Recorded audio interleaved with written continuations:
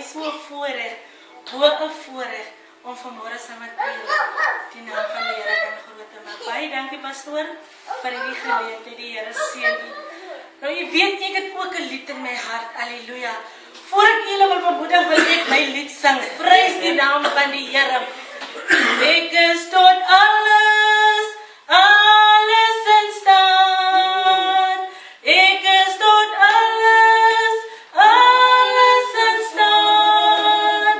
Die Here Jesus, wat my die krag gee. Ek is tot alles in staat. Ek is tot alles in staat. Ek is tot alles in staat.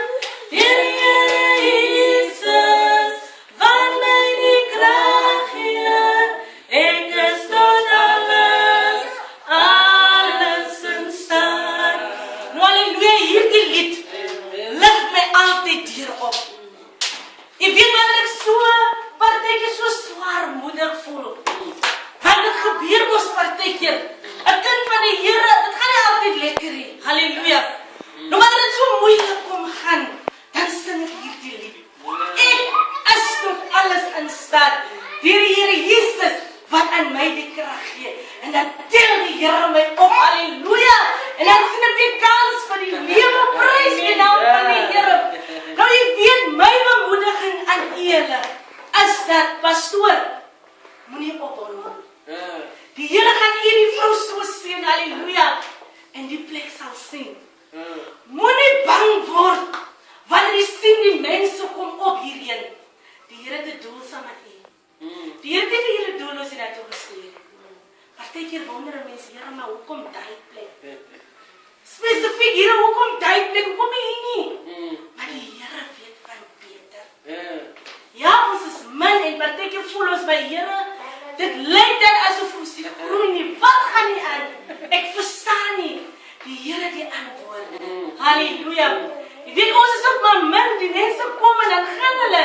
Ons weet nie wat er op skeef nie, maar die Here weet van beter.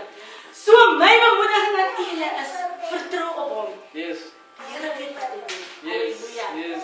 Hy het al die antwoorde, prys die naam van die Here. Kom ons dien die Here.